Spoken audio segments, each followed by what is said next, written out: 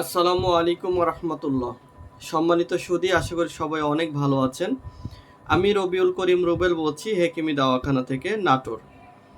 আজকে যাদের কিডনি সমস্যা রয়েছে তাদের জন্য দুটা টিপস থাকবে।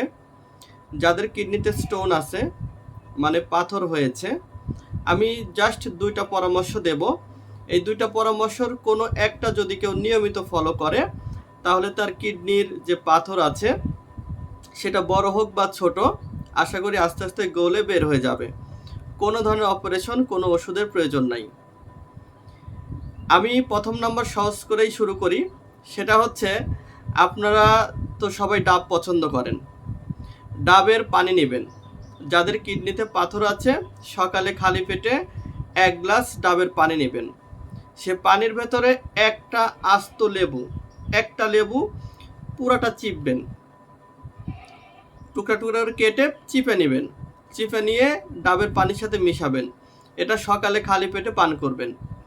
এটা যদি আপনি কন্টিনিউয়াসলি মোটামুটি 35 থেকে 40 দিন খেতে হবে, যদিও খরচটা একটু বেশি হয়ে যাবে, তারপরেও এই রোগের কাছে খুবই স্বল্প মূল্য আমি মনে করি। তো এটা যদি 35 থেকে 40 দিন কেউ কন্টিনিউয়াসলি সকালে একবেলা খায়, আশা করি তার স্টোনটা যত বড়ই হোক এটা গলে বের হয়ে আসবে। এটা হলো 1 নাম্বার। 2 নাম্বার হচ্ছে, আমরা মাসকালাই তো চিনি, যেটা ডাউল আর কি, আমাদের নাটোর বলে কাতিকালাই। কাতিকালাই বা মাসকালাই বিভিন্ন নামে ডাকা হয়, মাসকালাই বলে সবাই চেনে। তো এই মাসকালাইটা আপনি কিনে নিয়ে আসবেন।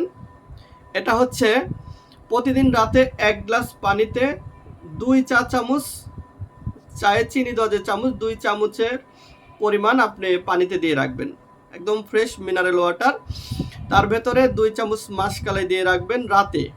এটা সকালে ঘুম থেকে উঠে এটা পানিটা ছাঁকবেন, সেকে শুধু পানিটা খাবেন।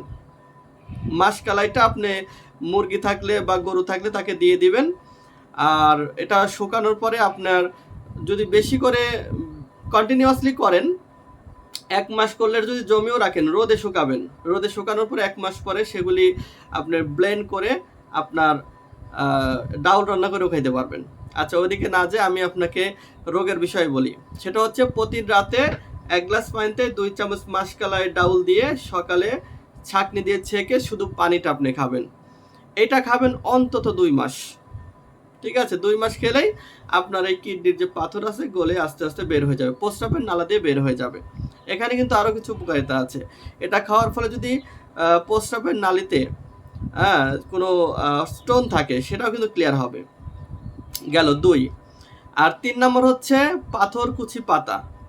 এটা শহর বন্দর গ্রামগঞ্জে সব জায়গায় পাওয়া যায়, এমনকি নার্সারিতেও পাবেন।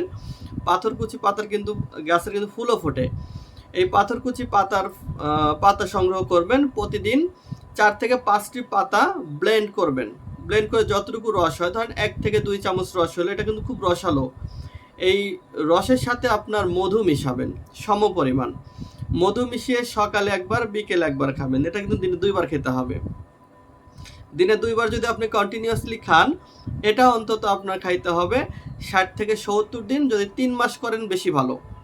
এখন বলতে পারেন, ভাই এত গাছ কই পাবো, এত সংগ্রহ করব কোথায় থেকে? হ্যাঁ, যদি আপনার এলাকাতে পান, দেখবেন এখানে প্রচুর আছে, বেশি করে তুলে নিয়ে আসবেন বাড়ি এলাকা বলে, বা যদি এলাকার পরিচিত হয় তাহলে দিবে, অসুবিধা নেই। যে আপনি রোগে ভুগছেন, ওই গাছের মাধ্যমে যদি আপনি মুক্তি পান তারও ভালো।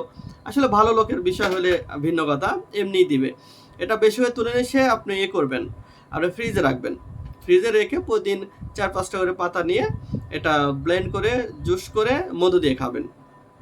এই 3টা পরামর্শর যে কোনো একটা যদি আপনি ফলো করেন, বিলিভ ইট অর নট, আপনার কিডনির পাথর বের হবেই এবং গলে ফ্রেশ হয়ে যাবে।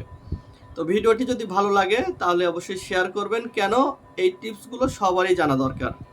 আমি কিন্তু আমার ভিডিওতে কোনো এডিট নাই, খেয়াল করে দেখবেন, কোনো কাটিং নাই। আমার কথা একটু বেঁধে গেলেও আমি ধারাবাহিকভাবে বলার চেষ্টা করি। ঠিক আছে, তো যা হোক, শেয়ার করে দেবেন মানুষের উপকারের স্বার্থে। আর অবশ্যই নতুন হলে আমাদের চ্যানেলটি বা পেজটি ফলো করে রাখবেন। সবার সুস্বাস্থ্য কামনা করছি, ভালো থাকবেন। আসসালামু আলাইকুম।